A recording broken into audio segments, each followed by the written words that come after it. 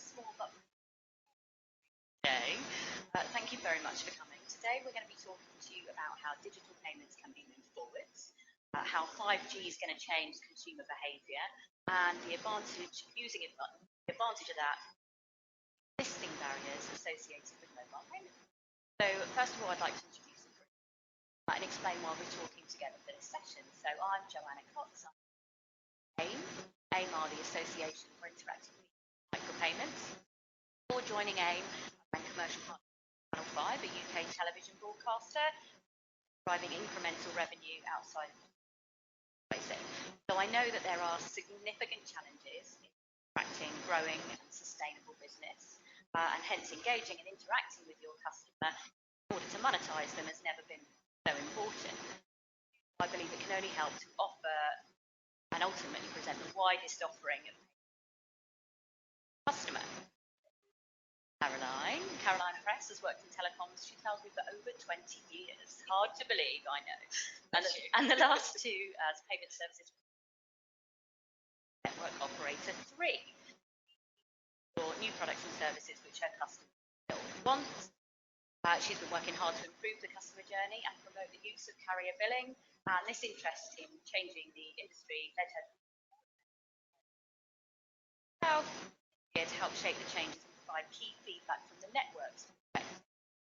Last but not least, this is Chris Newell.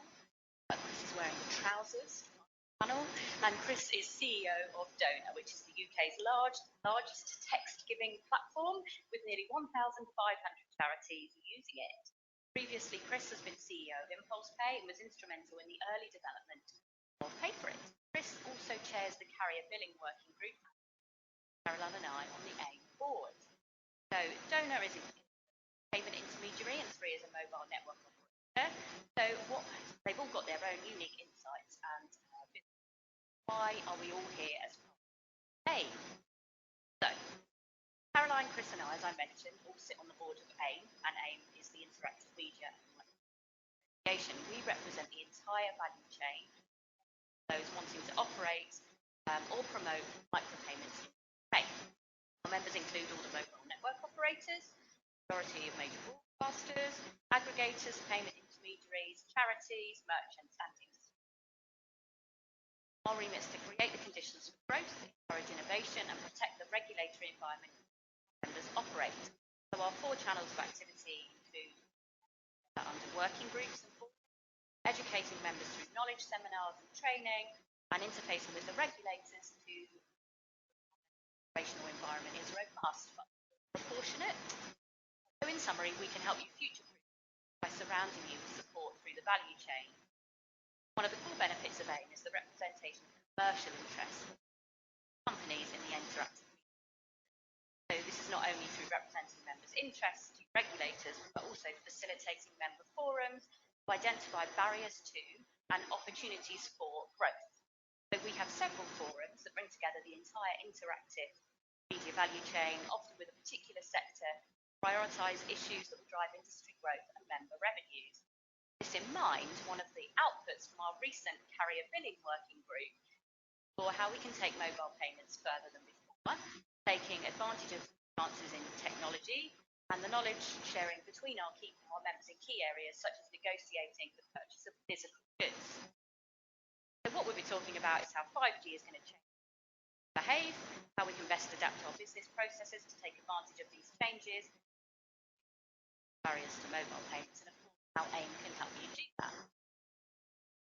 So a lot's changed in the last 10 years. In fact, a lot's changed in the last 2 years, but lots changed in the last 10 years, 20 years. A phone to interact 20 years ago meant calling a long number in the UK beginning with an 09, maybe with a TV show or a competition.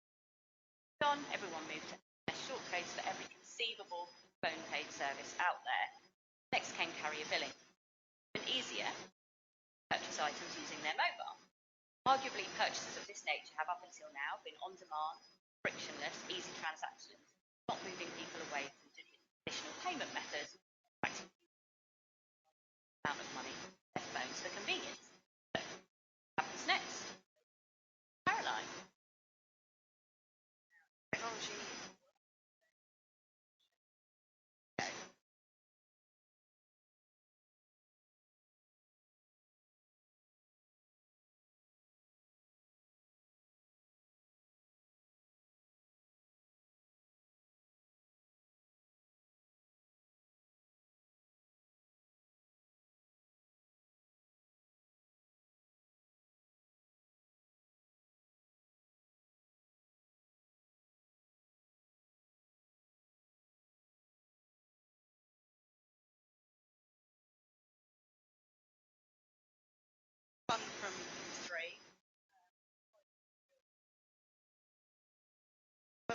start looking into the future, step back, how we got here.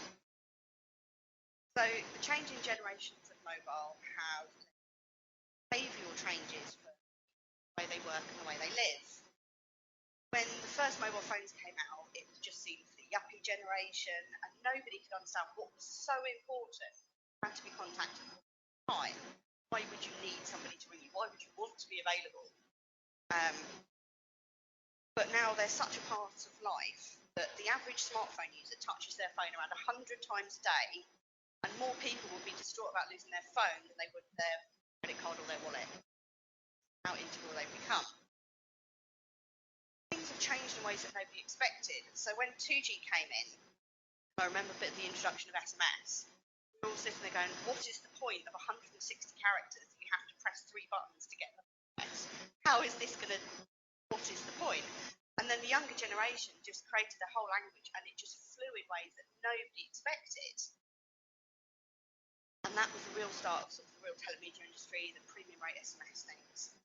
And then we fast forward onto your 3G and 4G and smartphones. And then the introduction of these technologies has led to the introduction of new businesses.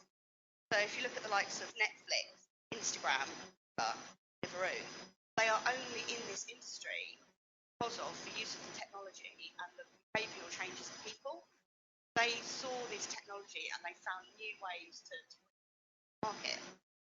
And the telemedia industry have done the same. However, when we look at the difference between 3G and 4G, it was simply doing things quicker. Look at the difference between 4G and 5G, and it's genuinely worlds apart. But it's not just about being faster, though that's important.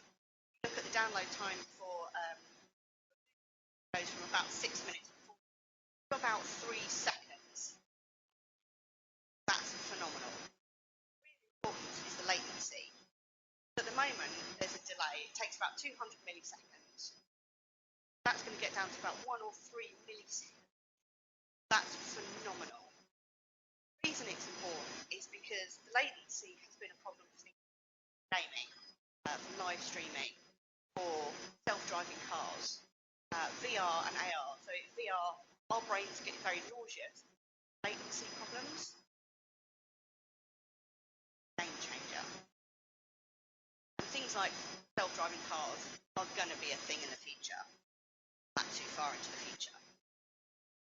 But it works because 5G is on a much smaller wavelength. Doesn't travel very far, which means the mobile operators have got to build an awful lot of cell sites in a very small space to get those to work. The advantage of this is cells can be really small, they're a lot easier to install, but it also means that bandwidth isn't going to be an issue. So we all know how congested our networks get at the moment. You're in a football stadium, you're at a festival, mate's gone off to get you a beer and a burger, and you can't make a phone call to find out where the hell they've gone because you just can't get a signal. When you get 5G in the mix, it's going to hand around 1 million users per square kilometre. So there will be no more angry people. So I'm sure you're wondering why this is relevant. Why is all this technical information? 5G is brand new. It's only just kicking off in a very few locations across the UK and Europe. But what it's talking about is how fast things are changing. So I'm not very old, but I'm old enough to remember the start of mobiles.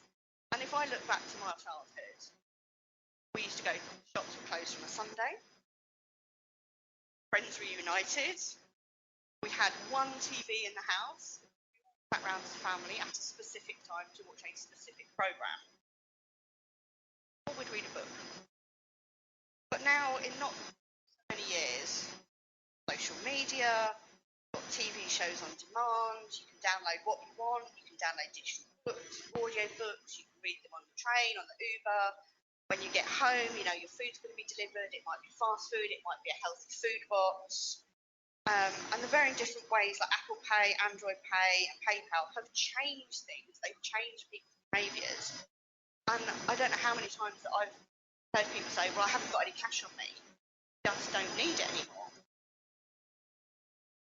So So as a result of this, I think the telemedia industry really needs to start thinking outside of our current world.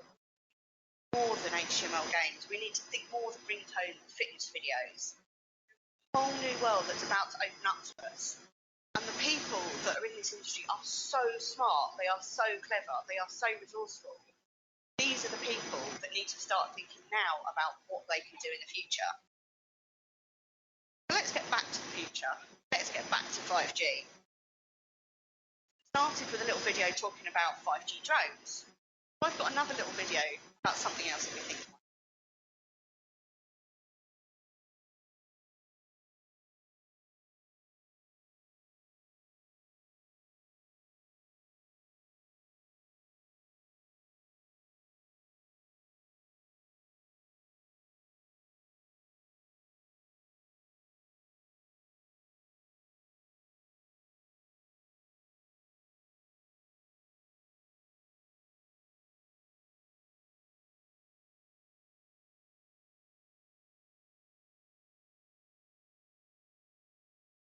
Sounds like a bit of fun. Carry on with this train of thought. You're at home, you've got a smart mirror. In it, dress, a pair of trousers, a pair of shoes, and you find something you really like. And then you simply say out loud, buy shoes. Your mirror knows who's looking in the mirror, facial recognition. It already knows what size you wear. There it goes and orders you the clothing you're looking at. Amazing. You've got to realise that moving forward, people are going to be combining their physical shopping experience with digital experiences. Again, this is something that this industry can really start thinking about. How can we jump onto this? What about this shopping revolution that's coming? So let's take it a stage further. Your bedroom's connected to 5G, smartphone, it's all connected, you've got your Internet of Things in your house. When you say to your mirror, buy those shoes, it can automatically charge that mobile account, so it adds it on. It then knows where you're going to be when it's going to be delivered. So it might be a work day, so it delivers it to your office, or it might know that you work from home on a Tuesday, so it delivers it to your home address. It has smart information within there about you. It knows your routine, it knows what you're doing. Interesting thinking. But how can we do physical goods, I hear you shout?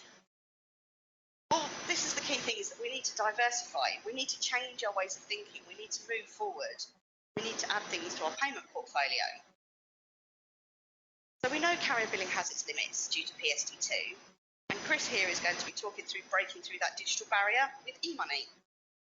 The UK has been really slow to pick up money, but it's something that Three is investing time and energy and money into looking at how we can find ways to sell almost anything to everyone. Chris?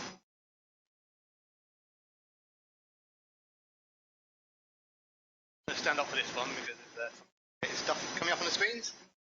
So,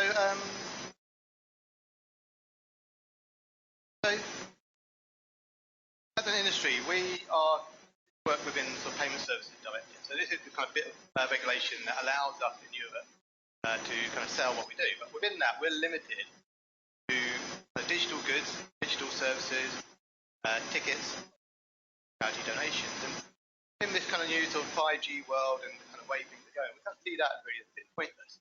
Why do we have this limit that we can't sell stuff? It's got to be these kind of digital goods and services.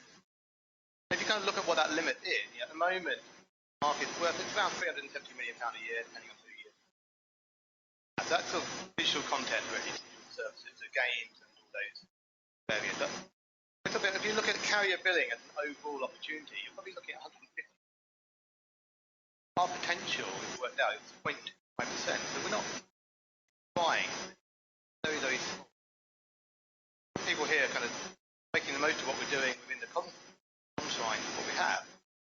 Much better opportunity out there to kind of create much. So this kind of limit, and it's going to get a little bit technical, we're going to explain some of the kind of things going on within this. At the moment, we're kind of regulated, so it all kind of sits under PSD2. This is the European kind of directive that patients. But we kind of then sit within Ofcom, then hand it over to. This is kind of the world as we know it So we exist because of exemption. Exemption allows us to do goods, services, much anything outside of that is generally. And that's been something that we've done, over the years. We've tried to kind of push those boundaries a little bit, and they've always come back and said no, because we purely digital. But what happens is actually, if we say we don't want to be in this exemption, if we want to move into the main body of legislation, which in the UK comes under the FCA. Do that by getting what's called an eMoney license. That just kind of changes the regulation. And by doing it, it kind of opens it up to actually say we can sell anything we want. And there's a big opportunity if we technology the same, and yes, there's always going to be improvements in technology, but let's shift the regulation across from Ofcom and PSA to FCA.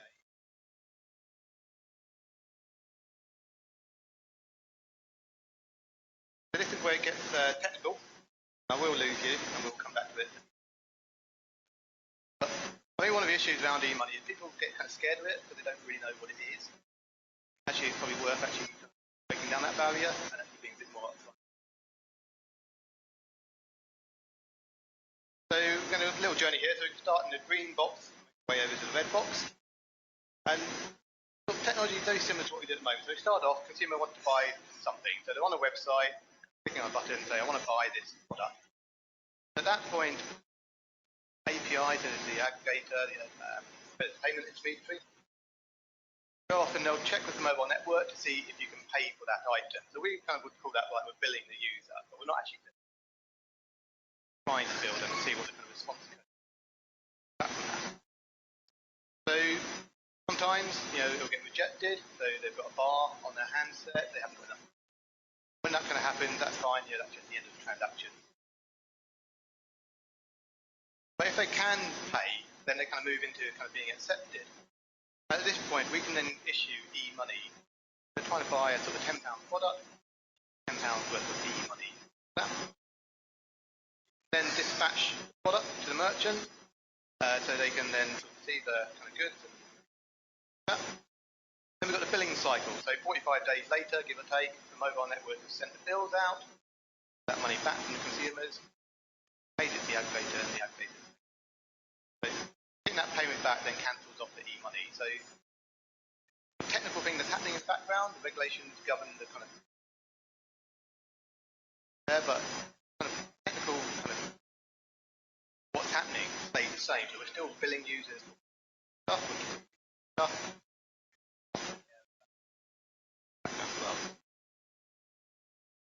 So this is one that I lose everybody on. And I've deliberately put this one in here because if you go to the FCA, this is what they want to see. This is what eMoney is. Network lawyers have spent a long time trying to keep it a secret. I don't care.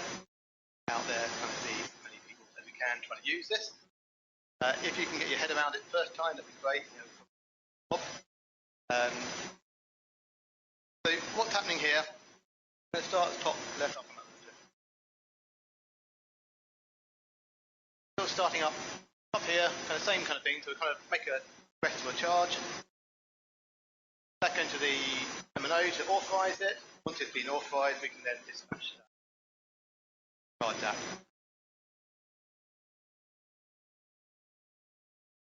So day 45, two things are happening.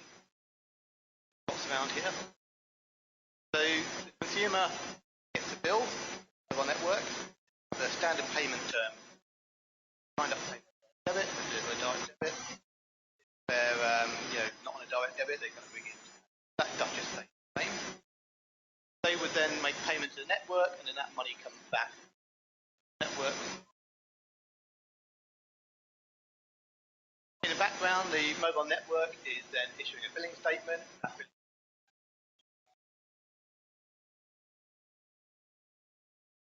don't think the mobile network should make adjustments, but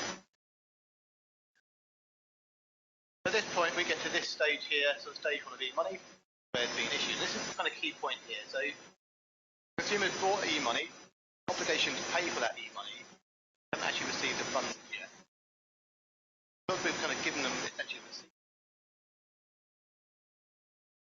eMoney. And because we've created eMoney, we then hold up to them.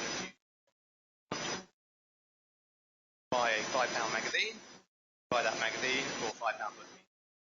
Transaction, it's all seamless. But the kind of signing regulations are there. So we go through a kind of payment cycle. We get to the end of it, which is essentially where the consumer has paid for the phone bill. That money is then being transferred back to the mobile network. Aggregator relationship.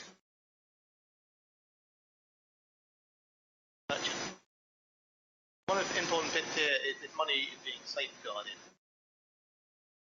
Something different. And they're kind of really interested in kind of making sure that funds are being kind of safeguarded throughout the kind of transaction process.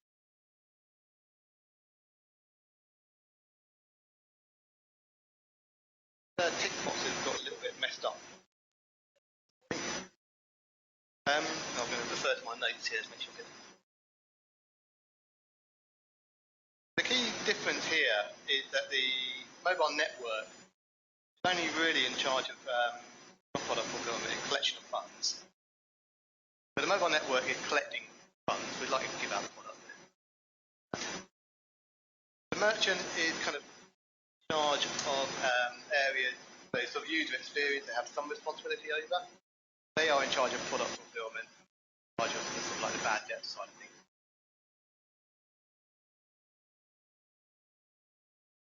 What's happening in this sort of eMoney world is the kind of credit payment intermediary or the aggregator in charge of everything else. FCA, we're the ones that are getting authorised. Because we're authorised, it's then down to us to decide who gets. It kind of places a lot more emphasis on AI. As a result, we can then do more things. In terms of regulators, one of the differences here is saying before, so the FCA are kind of regulating everything. And what's different and PSA don't do is it's kind of safeguarding of funds.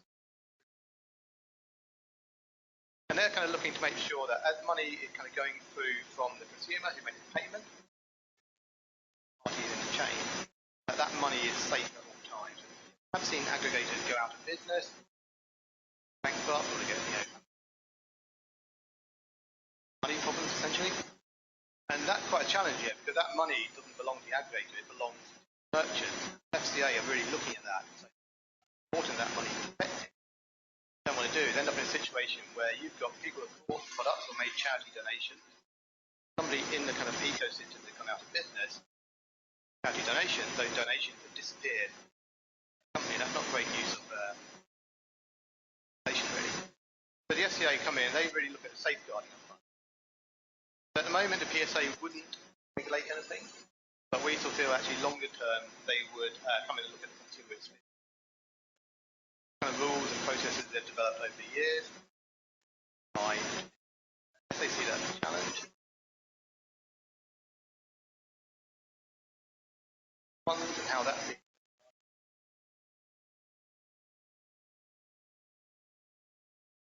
That's all the regulatory stuff done. That's how you do it. It is complicated, but it's not. I'll get your head around it, but it's not. So that's what it looks like. So these are sort of two different flows. So online flows, I think actually stay pretty similar to what we see today. So this is our kind of Empire magazine, made up demo. So someone comes in, clicks a button to buy it, puts a name and address in, charge it to a mobile phone bill, so phone number in, populated if you're on a 4G connection. Got a little bit of legal text that goes in there. That sort of lawyer kind of text. I think actually there's a much better version of that. Well, we then send a PIN code, put the PIN code in, and then the product's then purchased. This is online world, but I think what gets really interesting is when we move offline. So Donr is kind of charity focused, so we're looking at it actually from a charity perspective. So we've got people who do kind of cake sales, bake sales, we've got people who sell fairs and comic relief.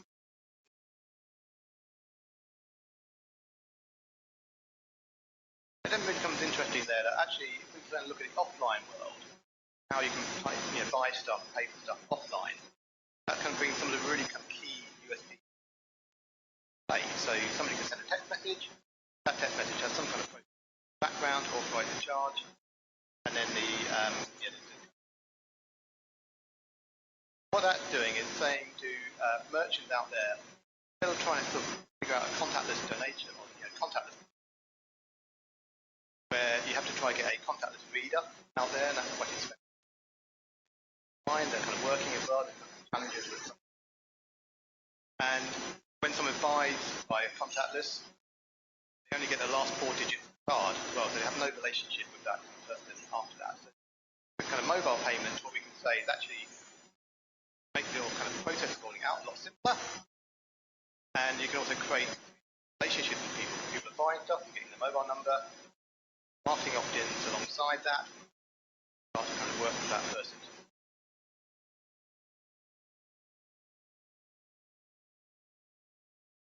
So finally, this is really where we need help really, and this is what we're kind of trying to do with aimm. So we've kind of created the carrier billing working group, and this really tries to steer the commercial opportunity. So this is a complicated area, but it's not a new thing. So Vodafone allowed you to kind of use eMoney for a number of years. You can buy kind of pizzas and parcels. O2, if you go to o2vouchers.co.uk, you can use eMoney to buy vouchers. They're doing it today. EE, you can buy accessories, buy those to your phone bill, and that's kind of using eMoney. And Free, I think, have got some stuff in the pipeline as well. So mobile networks are doing it individually, but they're not joining it up. I think this is the challenge, really. We have to try to network and say, we've got these opportunities that we want to try to join up. Better. And we're, from our perspective, we've been looking at charity merchandise sales. Tap into. We're also looking at things like boxes, magazines. Really, it's open for anything. We want to sort of get as many ideas into the kind of working group that we can take to network operators. They actually, this payment barrier that we've got, we don't really need it anymore. We've got these other things, doing these things. Let's just join it all together, make a kind of framework that works. We are also looking at the commercial outpayment and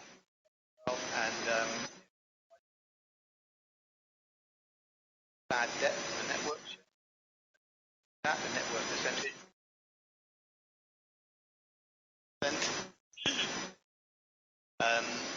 It kind of gets interesting if you start to take out some of the kind of cost-based bad debt elements. Networks actually are looking at this big right, but what they want to do is see more people involved and try to make this. So that's everything for me. So the next meeting is on the 3rd of December. 3rd of December, yeah. December. We're really open with any ideas, please come along.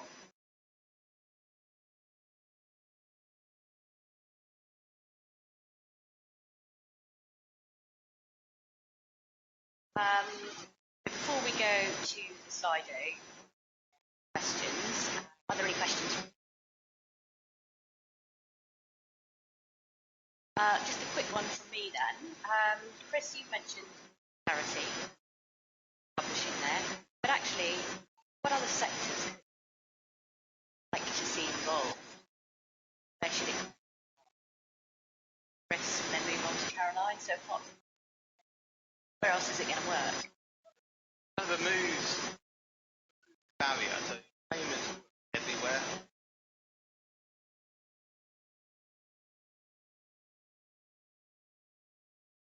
Acquisition tool to make it simple to buy, and then insurance products. You go to an airport, you're trying to buy insurance. You're trying to buy. That's sort of an interesting area to get into. We see like physical stuff.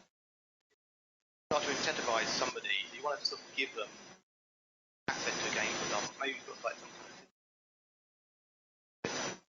those things are basically declined, but the network won't let you do those things at the moment. When you kind of start to take those challenges away, you can actually start to influence consumer behaviour by saying, here's something that's really interesting. Trying to sign up today, you can buy this app. What's everywhere? So we're looking at it from a couple. What I'm trying to look at is what do our customers want. So the UK has a very millennial base, they're very data savvy. So things like e-delivery, we just eat. Absolutely brilliant. It's quite late night. It's a lot easier to put your phone details in. Credit card when you've had a few sherries. We're also looking at things like your Xbox and your PlayStation games. At the moment, they do really, really well on digital content, but that's generally in-app purchases. Can't buy game. Nice problem. But even if it was a digital download, you might then opens up the opportunity to the whole game.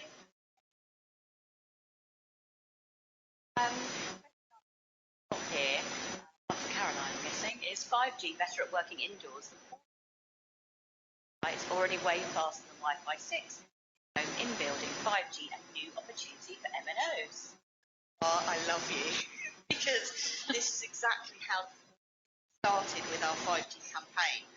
So we are starting at doing 5G Wi-Fi. So it's a big thing in London that's started in the summer. We launched it in August, where you have a single 5G router, put it near your window, in your lounge, and therefore you've now got 5G. Completely replace your old Wi-Fi. It will replace your fibre connection. It's brilliant if you're young and you flat sharing, or if you're with a partner, you leave, you take your Wi-Fi with you. You don't have to wait for come and install it. You literally just plug it in and go. So that's where we're really thinking that's going to go in terms of business coverage. Again, because we need lots of cell sites, very small, the ability to in-building coverage, massive. Yeah, so.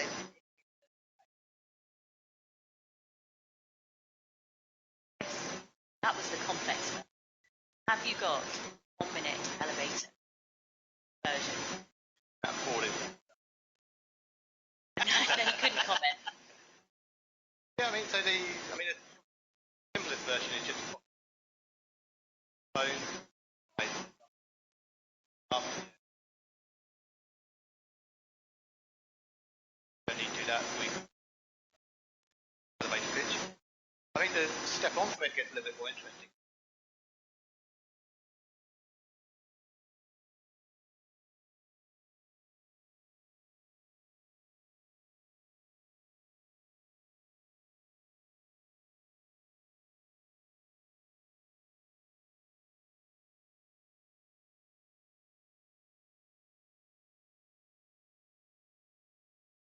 Yeah, so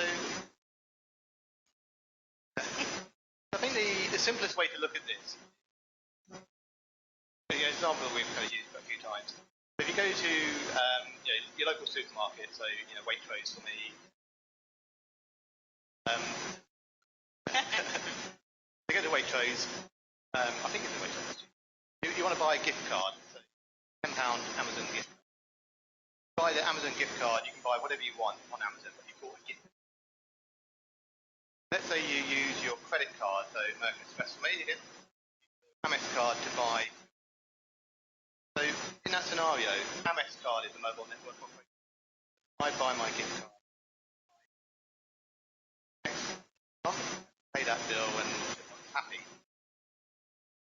So I'm on Vodafone, so I buy the gift card using Vodafone. I get a bill from Vodafone at the end of the month. But then I've got this £10 Amazon gift card. So what can I do with that? What we're doing is actually saying, instead of kind of storing this value, so we can give them a gift card, we can let them go. They know what they want to buy there and then. Saying, okay, we'll just put that bit. You've got a gift card. Therefore, nanosecond. And then, from a regulatory perspective. And yeah, that is the.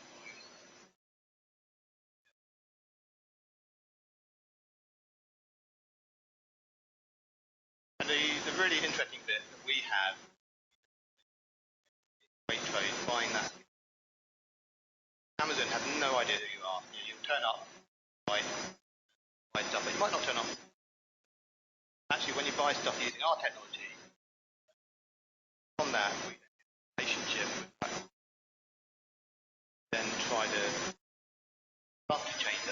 behaviour to recommend us. Very kind of social kind of thing that can actually. I think in the future, as we get more into eMoney,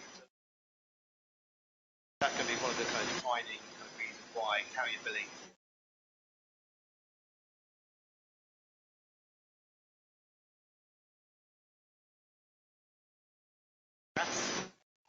What's in it for the consumer? So that's a pretty, obviously quite a broad kind of question, and we kind of look at these kind of things. Why would consumers do anything really? So it's interesting on our charity donation pages. We accept credit card payments, debit card payments, we've got Apple Pay, Google Pay. Still 30% of people choose to give. Why are they doing that? We're making it easier. So we kind of have a credit card kind of theory up.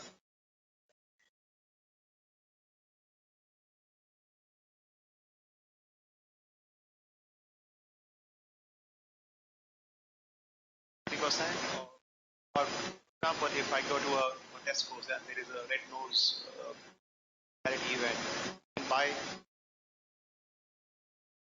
can buy sending it,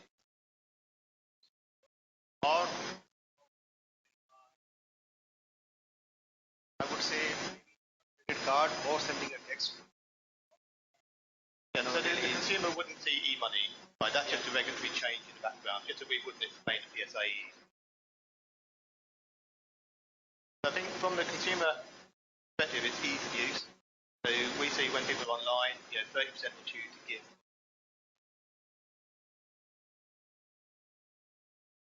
We kind of think that's because you maybe you're watching TV, it's an advert, you get, but you don't have your card on you, so you're not going to get up.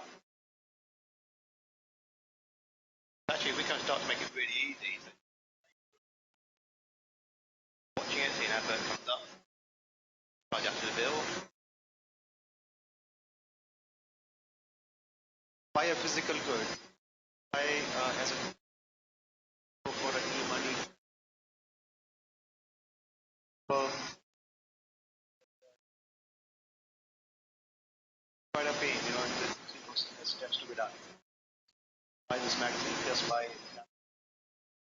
So the consumer would just enter their mobile number. The whole experience, what's happening in the background, the whole experience is just.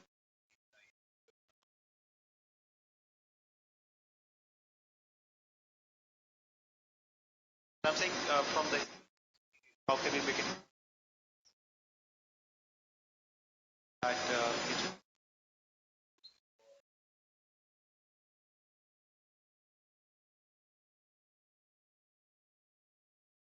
Got to think of it as it's slightly different to carrier billing in the fact that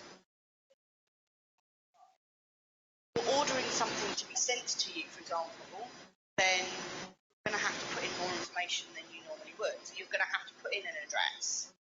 Saying is by cutting out a little step. So you've got to put in your name and address, postcode. But if you were paying by credit card, you've then got to put in all of those digits.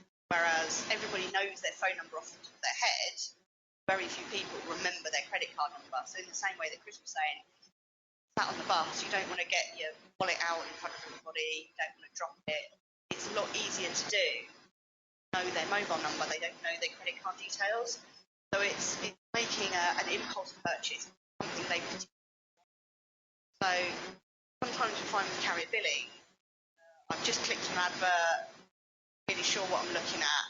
Whereas with paying something physical, like when you go to Amazon, everybody always says, well, I can do one click on Amazon. That's because you've gone into there to make a purchase. Therefore, you're not going to accidentally click anything. It's the same sort of experience, but just making that final checkout a little bit shorter. But it's then be the combination of working with the networks. So I noticed when I started a company, it's very linear. The mobile networks talk to the aggregators, and the aggregators talk to the merchant. The merchant would talk to the aggregators, talk to the network. And it was very linear. But we're very much thinking, well, it's a three-way conversation. The mobile operator has access to all of our customers. So it's not just, commercials won't just be about we're selling something, it's how do we make this partnership? How do we use more physical good my customers, how can we co-market things? How can we draw people like pay in this direction? And how do I get my customers to buy your thing? So that becomes a bigger commercial discussion rather than just it's a payment mechanic. So that merchant has now got access to my 10 million customers.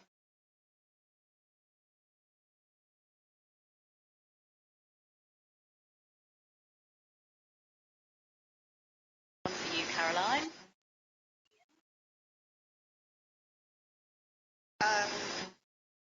Probably. Might not necessarily be directed 5G, it might be using your 5G Wi-Fi in the home. So I think we'll find lots of internet Wi-Fi home, then all of your things will be connected that way. That's what I'm imagine. Thing that your Magic Mirror might have an eSIM in it, for example, that directly. No.